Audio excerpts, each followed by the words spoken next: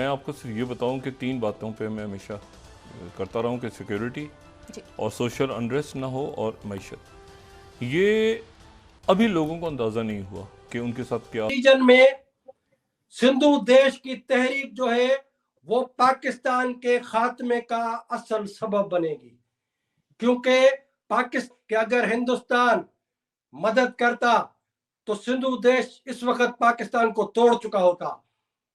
दुनिया में एक दहशतगर्द मुल्क के की हैसियत से पहचाने जाते हैं। अब भी जहां भी पाकिस्तान का नाम आता है वहां पे फौरी तौर पे लोग टेररिज्म के बारे में सोचते, अपने आप को पाकिस्तानी बताते हुए शर्म आती थी।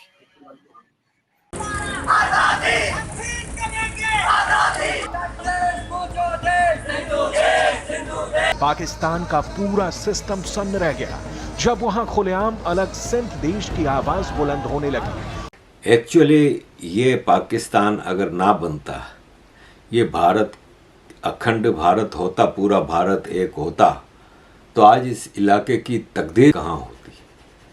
आज सिंध महाराष्ट्र के मुकाबले का इलाका होता।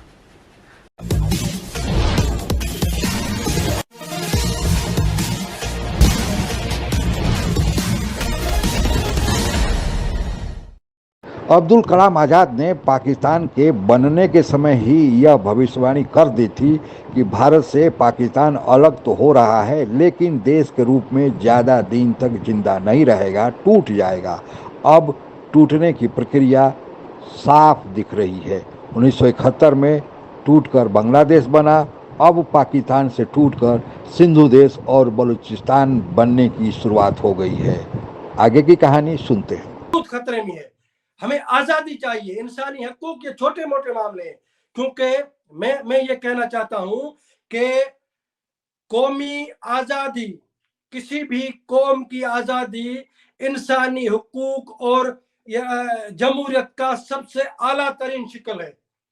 तो अगर कोई दुनिया का मुल्क सिंध में इंसानी हुकूक की बात करना चाहता है, बलूचिस्तान में इंसानी हुकूक की बात करना चाहता है, तो बलूचिस्तान की आज़ादी को, सिंधु देश की आज़ादी को तस्लीम करो, तब हम समझेंगे कि आप जो है इंसानी हुकूक और जमहूरियत। कि अगर हिंदुस्तान मदद करता तो सिंधु देश इस वक्त पाकिस्तान को तोड़ चुका होता। और ये पंजाबी समझे कि हिंदुस्तान हमारी मदद नहीं कर रहा। अगर करता तो सिंधु देश जो है वो पूरा, यानी इकोनॉमिकल ये जो रूट है इनका पंजाब का, ये सिंध से गुजर के जाता है, और हम इनको यहां से गले से पकड़ेंगे, ये एक दिन के लिए भी सर्वाइव नहीं करेगा। पाकिस्तान नाम निहाद पाकिस्तान का पूरा सिस्टम सन्न रह गया जब वहां खुलेआम अलग सिंध देश की आवाज बुलंद होने लगी और प्रदर्शनकारियों ने पाकिस्तानी सेना के खिलाफ भी नारे लगा दिए।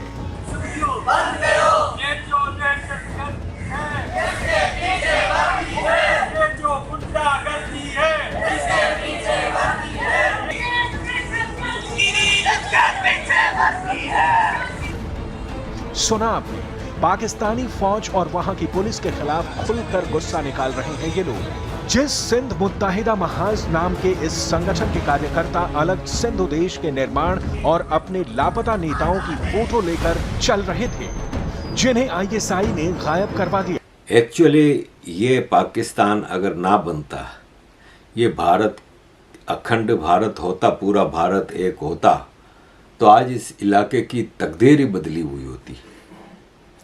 ये गुजरात, राजस्थान, महाराष्ट्र से जुड़ा हुआ इलाका है। फर्क देख लें आप, और यहाँ का हाल देख लें आप। अगर ये अंग्रेज़ों ने ना बनाया होता तो आज इस इलाके की तरक्की कहाँ से कहाँ होती।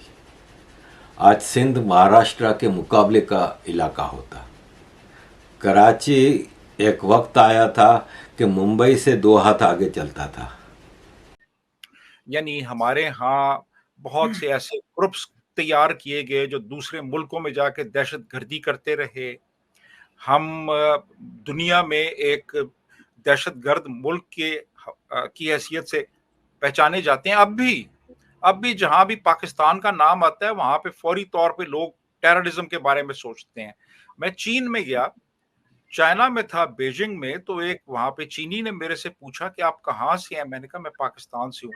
पाकिस्तान, ठट ठट ठट ठट, ऐसे उसने ना, जैसे वो बंदूक जी, पकड़ बंदूक के, की गोली की आवाज निकालते हैं जी। पाकिस्तान, यानी ये इमेज था पाकिस्तान का। रखा कि हिंदू हमारा दुश्मन है, हिंदू इस्लाम का दुश्मन है, हिंदुस्तान हमारा दुश्मन है। अब अगर किसी भी पॉलिटिकल मूवमेंट को आप जोड़ोगे कि ये हिंदुस्तान से जुड़ी हुई है, तो वो जो प्रोपेगेंडा इन्होंने 70 साल 80 साल से किए, उसके हिसाब से लोग सोचेंगे। लेकिन सोशल मीडिया ने मामला क्लियर कर दिए हैं, क्योंकि सिंधी लोग, हम बहैसियत कौम में कह रहा हूं, JSMM नहीं, सिंधी कौम हिंदुस्तान को अपना दुश्मन नहीं मानती, पहले दिन से नहीं मानती। हम समझते हैं कि हजारों साल से हम तो बल्कि एक हैं, सिंध और हिंद एक ही है। यानी रीजन में सिंधु देश की तहरीक जो है वो पाकिस्तान के खात्मे का असल सबब बनेगी, क्योंकि पाकिस्तान की पूरी जो इकोनॉमी है, मईशत है, चलाने वाली सिंध है। 73% हम सिंधी देते हैं वफाक को, देते क्या, हमसे लूट के ले जाते हैं, वो उसको माले गनीमत समझते हैं। तो पाकिस्तान जिसका यानी पूरी इकोनॉमिकल जो उसका शेयर है वो सिंध है। ऑस्ट्रेलिया गया, लोग मेरे से पूछते थे आप कहाँ के रहने वाले हैं। मुझे अपने आप को पाकिस्तानी बताते हुए शर्म आती थी।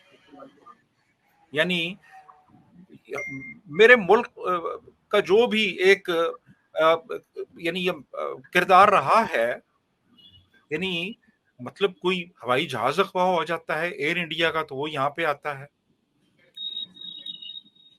कोई यहाँ पे मलेशियन टेररिस्ट है तो वो एबटाबाद से बरामद होता है। ये जो 9/11 का मास्टरमाइंड था खालिद शेख मोहम्मद, ये रावलपिंडी से बरामद होता है। एमल वली खान जो है वो डेरा गाजी खान से बरामद होता है। रमजी यूसुफ इस्लामाबाद से बरामद होता है। उसामा बिन लादेन एबटाबाद से बरामद होता है। यार ये क्या? पाकिस्तान बनाने वाले नेताओं ने यह सोचा नहीं था कि पाकिस्तान बन तो जाएगा, लेकिन उसकी रूपरेखा क्या होगी, सरकार कैसे बनेगी और चलेगा कैसा। पाकिस्तान को बिना संविधान के 1956 तक चलाया गया, और वह भी पाकिस्तानी सेना से मिलकर डंडे के जोर पर। किसी तरह जो संविधान बना वह लागू नहीं हुआ। 1970-71 में वहाँ पर चुनाव हुए, और उस चुनाव में जो बांग्लादेश आज का है, जिसे पहले पूर्वी पाकिस्तान कहा जाता था, वहाँ के शेख मुजीबुर रहमान ने सबसे ज़्यादा सीट हासिल किया। लेकिन बंगाली होने के नाते जो आज के नवाब और पाकिस्तानी हैं, उन्होंने उनको सत्ता सौंपने से इनकार कर दिया, और परिणाम यह हुआ कि 1971 में बांग्लादेश टूट गया। भारत ने मदद की थी, क्योंकि जो बांग्लादेशी अलग होने की मांग कर रहे थे, तो पाकिस्तानी सेना ने वहाँ दमन की कार्रवाई शुरू कर दी, और भारत में बांग्लादेश से भागकर शरणार्थी के रूप में आने लगे, और भारत को उन शरणार्थियों को संभालना मुश्किल हो गया। पाकिस्तान से बांग्लादेश टूटकर अलग हो गया, और विडंबना देखिए कि जो बांग्लादेश था वहीं पर आज का बांग्लादेश है, वहीं पर पाकिस्तान बनाने की मांग उठी थी, और वहीं के नेताओं ने जोर लगाया था कि अलग देश बन जाए। लेकिन जब वे पाकिस्तान से अलग हुए, उनकी जनसंख्या अधिक थी, और वे ही मूल पाकिस्तान की मांग करने वाले थे, लेकिन उन्होंने पाकिस्तान नाम अपना रखना उचित नहीं समझा, क्योंकि बड़ा इलाका, बड़ा हिस्सा ही पाकिस्तान कहा जाना चाहिए था, और उन्हें यह हक हासिल था कि वे आज के पाकिस्तान को कह सकते थे कि आप अपने लिए कोई नया नाम तलाशें। लेकिन उन्होंने अपना नाम बांग्लादेश रखा, और किसी तरह पाकिस्तान से जान छुड़ाई। पाकिस्तान में आज कुल 4 राज्य हैं, जिनमें खैबर पख्तूनख्वा पर पहले से ही तालिबानी नज़र गड़ाए हुए हैं। उनका कहना है कि अंग्रेज़ों ने गलत समझौते के आधार पर खैबर पख्तूनख्वा को भारत को दे दिया था, और जो बाद में पाकिस्तान को मिला। खैबर पख्तूनख्वा दरअसल अफ़गानिस्तान का हिस्सा है। अफ़गानिस्तान में चाहे कोई भी सरकार हो, वे खैबर पख्तूनख्वा जो पाकिस्तान का राज्य है, उस पर दावा ठोकने से पीछे नहीं हटते। पाकिस्तान को थोड़ी आशा थी कि तालिबानियों की सरकार आएगी, तो चूँकि वे पाकिस्तान के एहसानमंद होंगे क्योंकि पाकिस्तान उन्हें मदद किया था, तो शायद वे खैबर पख्तूनख्वा पर दावा छोड़ दे। लेकिन पिछली सरकारों से भी ज़्यादा तालिबानी खैबर पख्तूनख्वा पर दावा मजबूत कर दिए हैं और अब हालत यह हुई है कि कुछ जिलों को उन्होंने अपने कब्जे में कर लिया है और टीटीपी उसी लिए पाकिस्तान में घुसकर हमले कर रही है। पाकिस्तान के जो बचे 3 प्रांत हैं उसमें से बलूचिस्तान तो पाकिस्तान बनने से पहले ही देश बन गया था। ज़बरदस्ती उस समय के तत्कालीन जो पाकिस्तान के नेतागण थे, जो मोहम्मद अली जिन्ना सबसे प्रमुख थे, इन्होंने सेना के जोर पर बलूचिस्तान को अपने में शामिल कर लिया। सिंध की सभ्यता संस्कृति आज के पाकिस्तान के किसी राज्य से नहीं मिलती। वे भारत से अपने को ज़्यादा निकट समझते हैं, इसलिए अब वहाँ भी सिंधु देश बनाने की मांग उठी है, जिसे पाकिस्तानी सेना दमन के जरिए दबा रही है। पाकिस्तान में केवल पंजाब राज्य के लोगों का बोलबाला है। यहीं से सेना में, शासन में, ब्यूरोक्रेसी में, नेता में लोग आते हैं और अक्सर यहीं के लोग ही देश के प्रधानमंत्री होते हैं। यही कारण है कि इन पंजाब के लोगों से, जिसे पंजाबी मुसलमान कहते हैं, बाकी पाकिस्तान के 3 प्रांत के लोग नफरत करते हैं। रही बात पाकिस्तान के पास जो 2 राज्य हैं, पीओके और गिलगित बल्तिस्तान, दरअसल यह पाकिस्तान से केवल एक पतले धागे के रूप में जुड़े हुए हैं। पाकिस्तान इनकी व्यवस्था संभालता है, लेकिन पाकिस्तान के संविधान के अनुसार ये दोनों अलग देश हैं और चूंकि पाकिस्तान ने इसे ज़बरदस्ती कब्जा कर रखा है, इसलिए आज नहीं तो कल पीओके और गिलगित बल्तिस्तान भारत में मिलेंगे ही। तो जो अब्दुल कलाम आज़ाद ने कहा था कि पाकिस्तान अलग देश तो बन गया है लेकिन देश के रूप में जिंदा नहीं रहेगा, अब उसकी झलक स्पष्ट देखने को मिल रही है। आज के लिए बस इतना ही। जय हिंद। आप अगर हमसे जुड़ा रहना चाहते हैं तो कृपया मेरे चैनल को सब्सक्राइब करें तथा बेल आइकन भी दबा दें ताकि नई वीडियो की जानकारी तुरंत आप तक पहुंच जाए। धन्यवाद। जय हिंद।